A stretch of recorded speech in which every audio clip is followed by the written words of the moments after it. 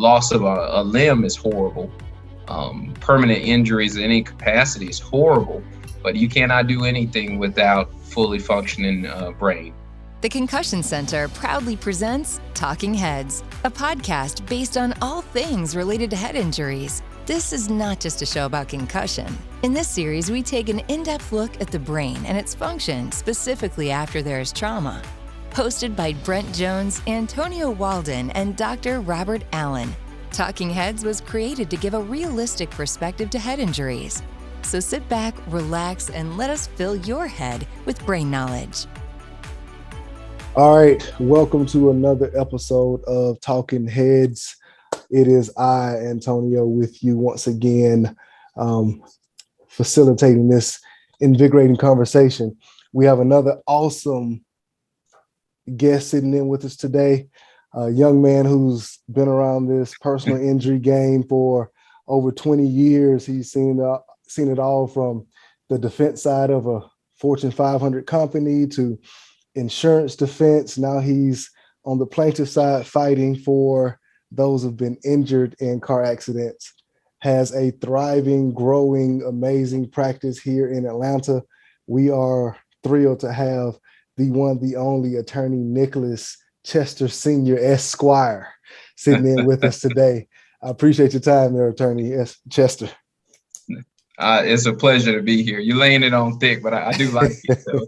well, the check cleared, so I had to hold up my end of the bargain. Oh man! So we just go ahead and jump right into it, as we always do on Talk-N-Headz. We always want to get the individual perspectives of each attorney we talk to. So we start from the best place to start, the beginning. What got you into law, namely personal injury to start with? Well, I've always been interested in helping others. That's my genesis. My undergraduate work was in social sciences. I have an undergrad degree in psychology and sociology, and I've always been interested in helping others. I've done that for a long time. I've always wanted to go to law school and be an attorney, and that's just a furtherance of what I've done most of my career. And, been fortunate to be in the right place to learn some things about personal injury law and working with others at a high level. And this is the next step in that progression for me, is to help people at this level and provide a service to others and help them really get through hard times in life. And, that's how I ended up here, just a continuation of wanting to help people through their situation. Gotcha. Good stuff. So even with that, no matter how pure the motives are, sometimes you run across situations, days where things just aren't going your way, or sometimes Right. It maybe even be the clients. But when you run across those difficult, those frustrating, those infuriating times, what keeps you in law? What keeps you from saying, you know what, I got this psychology degree, I can go over here and be the new Dr. Freud, or I can go and be a counselor? What keeps you practicing law? Well, for me, the push through is the recognition that, it could be me on the other side of the situation. Things that have gone left instead of right, and things that turned out a different way in life. I always say that it could be me, and I could be the one asking for help, and I could be the one in need. So in the back of my mind, that's always the push through, because I always feel like we are helping the individual, but this is really more about helping out community and a lot of folks who did not have the opportunities that I might have had, or opportunities other people might have had. So for me, I always think about, that possibility, and I always want to do the best for the person and for the situation, because, life is funny like that. You never know where you're going to end up. And I'm blessed that I'm not in that situation, but there are times where, I recognize in a client things that I see in me or saw in me, or maybe a relative or loved one. And I always think about, if the shoe's on the other foot, I'd want somebody to really go that extra mile and step up for me. Right. Right. Makes sense. Makes sense. You mentioned something about being the difference and in what you just said, and that's honestly what, as you know, the Concussion Center isn't that old. I think we're about a year and a half old now. But the innovation, that needed innovation, is what called for us to build it. So the innovation in personal injury that you've seen over the 20 years that you've been around it, what's some of the more memorable points that you like, all right, it's about time that happened? Well, there's been a lot of things. I'm blessed to have had a lot of experience in a lot of different areas. And I was just telling a friend of mine that, this industry has progressed and things have changed so much over the years. I remember one of the older guys telling me a story when I first became an adjuster, and he was telling me when he was an adjuster, when he was a young guy, 40 years ago, he would walk around with checks in his shirt pocket and just write people checks on the spot. He wouldn't even ask what happened to you or you have any bills to show or anything like that. He said, yeah, back then they just gave adjusters a bunch of checks and you just walked around and you go out to people's house and, hey, here's 500, here's 250. Oh, wow. Sign something and or maybe here's $10. And so it's changed a lot. The processes, the protections, I still am blessed to have friends who are representatives of the insurance company, they're adjusters, they're accountants, they're defense counsel. And then, of course, I have plenty of plaintiffs' attorneys, friends, and people who work on both sides. And I think that, the industry has changed so much, and this personal injury genre has changed so much that, you just, it's more of a process, and really it's a more collegial approach than it used to be. Things shift every day, every week, but I know that, 10 years ago, 15 years ago is a long time. There were times where, plaintiffs' attorneys, representative case managers would come by the office and we'd have settlement days. Adjusters sit in a conference room with case managers and may settle 10, 15 at a time. And it was a very collegial atmosphere, and that's changed somewhat. There's more boundaries put in place, of course, but the industry is different. It's grown a lot. I've seen some great things, seen some wacky things, and and I think we're in a good place now. Coming out of COVID, we're in a better place. The industry has changed some, and there's a lot of good folks involved now. Place like the Concussion Center, we didn't have those resources years ago, and it's always a plus to be able to help clients out in that way and get them all the resources they need. Yeah. So the innovations that we've seen, I mean, just in the last 4 or 5 years have been astounding. Namely head injuries, but there's been a bunch of other things that have come to the forefront. Like you mentioned, I mean, it's always been chiropractors, always been pain management. Orthopedics, surgeons had to pretty much traverse the same road that head injuries are traversing now. They have to prove that this is needed, prove that it heals. Right. What kind of things did you see that helped them get to the point where those type of procedures that were once considered experimental or considered subjective came to be more accepted and more objective type of things once you put them into a demand? Well, I think the one of the biggest things that I've seen is just the recognition from the insurance side and from the plaintiff's attorney side that the public has grown more aware. And I think that is the biggest thing for our industry. I think there was a time, and I actually remember this, part of the adjuster's manuals said that you would discount this much for this type of treatment. A concussion, anything related to it, it was discounted off the bat. There's no actual rationale for doing it. It was just assumed that it was less than.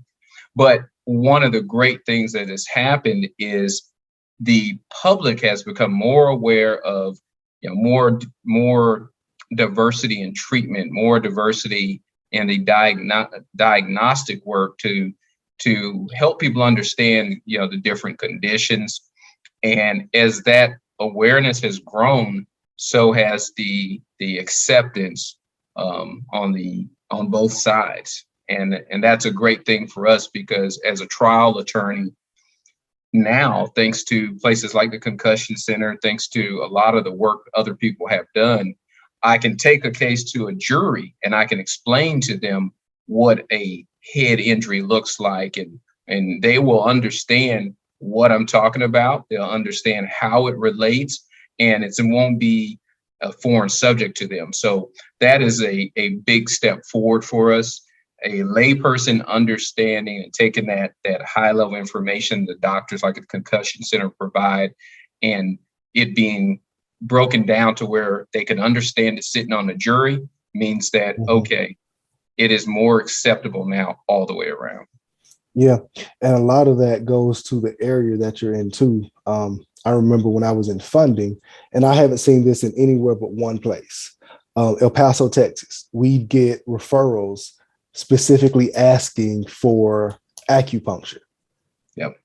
I mean, that was one of the main courses of treatment for them, was acupuncture. And I haven't seen that anywhere else, because it hasn't been, like you said, accepted anywhere else. People don't understand it anywhere else. But in El Paso, hey, I'm hurting. I'm not going to pain management. I'm not going to take pills.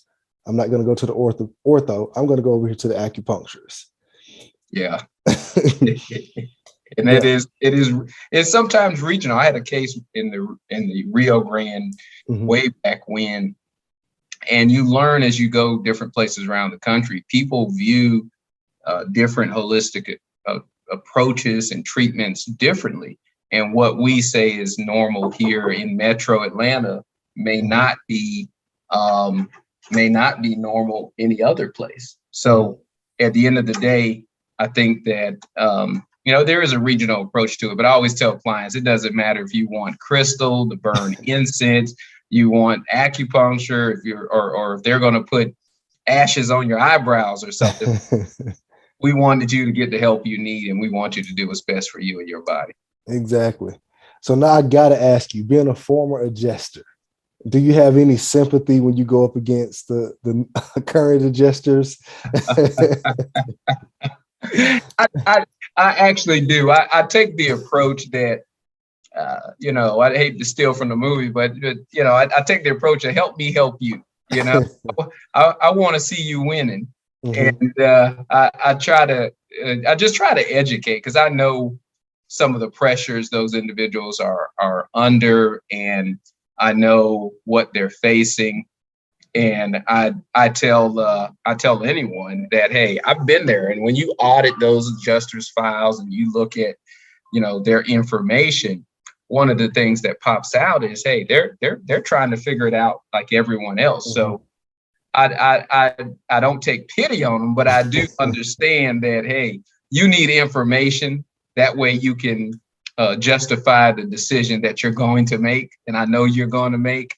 So I want to help them be great by putting them in a position where they can, take care of our clients in the most fruitful way.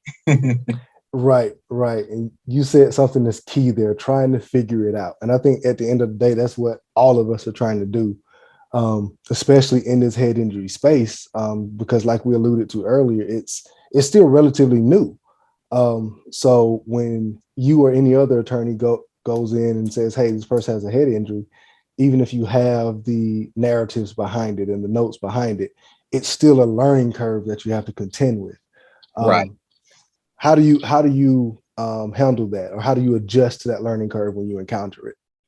Well, I think one of the things that I've found helpful is to peel back the layers and draw the analogies that people understand. Our region of the country here in the South, and especially in Metro Atlanta, you could talk about concussions and you could talk about head injuries, and you could talk about them in a way that is correct and that is highlighting that medical information. Or you could talk about football, and you could talk about concussions, and you could talk about things that your average person has seen with their own eyes. I think everybody I've talked to, everybody I know has a story about when they were a child and they were knocked out, when they did something stupid on the playground and fell and hit their head, and they woke up woozy, and Big Mama just put a cold water on it, Mm-hmm. and so taking that information and breaking it down to a component that people can understand and they can resonate with, I think is what I found is to be the key, and not trying to make a person understand all the ins and outs of the medical diagnosis and trying to get them to understand all of that. That is a lot harder, and it needs to be done sometimes. But I found it better to draw the correlations between things people understand, and then from there you can extrapolate and talk about, and let me tell you how it affected them and affected their quality of life and what they could and could not do and what it looks like moving forward for them. Yeah. I always like to ask, just to put attorneys on the spot, do you remember the first case you had with a head injury in it? Oh, I do actually. Okay. I do. About how many years back was it? Let's see. If I'm this must have been 20 years ago. Oh wow. This is when I was an adjuster, I had a head case, and I had them all the time. But this was unique because it was a commercial case. It involved a commercial vehicle. And back then, you didn't really know what it was. There really wasn't unless it was a open head wound or a certain type of head injury, there really wasn't an acceptable way to view those type of things. And I remember it because it was just a strange case. The outcome was a little different, but yeah, it was a long time ago. It was a long time ago, and we've come a long way from there. And back then, if somebody had a closed head injury and it was brought into a case, you just chalked it up, especially on the insurance side, you chalked it up to, hey, maybe they weren't right in the first place. Okay. So holding on to that case from then to now, and like I'm sure you've seen, head injury, TBI, concussion, it's the new sexy word to put on any case that you're looking into Right. now. What if you had to attribute to the popularity of it now? If you had to attribute one thing to it, what one thing would you say has pushed head injuries to the forefront and into the limelight that they're in now? I would say that it is the cultural recognition that this type of injury is one of the most severe things that could happen to a person. And that's directly attributable to, the medical professionals, those attorneys, and those individuals that have highlighted it over the years and really worked in the trenches on it. Because the general public, when you said TBI, head injury, they had no idea. And now where we are it's directly attributable to those people who've made the public aware of it. And that awareness has really caused people to look at it in a different plane and really to say that, okay, loss of a limb is horrible. Permanent injuries in any capacity is horrible, but you cannot do anything without fully functioning brain. Exactly. Which is, like you said, something that we've been striving for on this end, is just to educate, especially those that are defending the people who are injured in those type of injuries, so they fully understand. Because you'd be surprised how many people don't have that understanding that you just so eloquently articulated, about how, you can heal an arm, but the arm is nothing without the command center that tells it what to do. Right. So, and it's easier for me to show you this arm needs healing than it is for me to show you the brain needs healing. Yeah, it's a lot more leg work, and it is it's a different story to tell. But thankfully now we have, like I said, places like the Concussion Center, and there's a lot of attorneys and individuals out there who are learning how to tell the story the right way and how to, express what that loss of that capacity, that mental capacity means. Exactly. So I've been seeing everywhere. It seems like every time I open up my phone, I see a picture of Mr. Chester in his blue suit. I almost at once when I saw the video, I thought somebody's gonna be down there with the little fan so the coat would flutter in the breeze like Michael Jackson, but I didn't see it. I'm glad I didn't see it because we would have had to talk about it. But man, I see that there's been a growth at the firm there. Talk about that a little bit. Yeah, we for a long time, and me personally, always want to deliver quality work to our clients. And that has been the focus for a long time. And, just been blessed here in the last couple of years to grow in a way where we can still provide high quality service to individuals all over Georgia. Mm-hmm. We're not just siloed to Metro Atlanta. We will go anywhere and take on any case. And I tell clients all the time, we want to help you wherever you are. And so the function for us continues to be quality. Not every case is a good fit for us. Not every situation is a good fit. Mm-hmm. And we are real discerning about, what we do and how we do it. And we're real upfront about letting individuals know, hey, we can really help you with this, or maybe it's not something that we can help them with. But we've been blessed with a phenomenal opportunity to provide high quality legal service to the entire state of Georgia, to bring all the expertise that we have to bear in case and give some really great results to individuals in the state of Georgia. Awesome. Well, I appreciate you sitting down with us today. For all those that may be listening, let them know where they can find you at: social medias, website, email, Absolutely. whatever you want to give out. Well, thanks for the opportunity. Thanks for the interview. Love the format and love providing good information. It's the Chester Law Firm. My name is Nick Chester. I'm the founder, and we can be reached at chesterlawfirm.com. That's the website. You can reach us on Instagram, Facebook. We're all over social media. You can do it the old-fashioned way and call 678-813-1077 and reach out to us. The email is info at chesterlegal.net. So there's all kinds of ways to reach out to us, and any inquiry, we'd be more than happy to get back to them. And I tell folks all the time, talking is free. I don't mind talking, and may not hear what you want to hear, but we definitely want to talk to you. Awesome. We appreciate you talking to us today. Everybody, thanks for tuning in to another episode of Talk-N-Headz. We'll be right back at you here soon.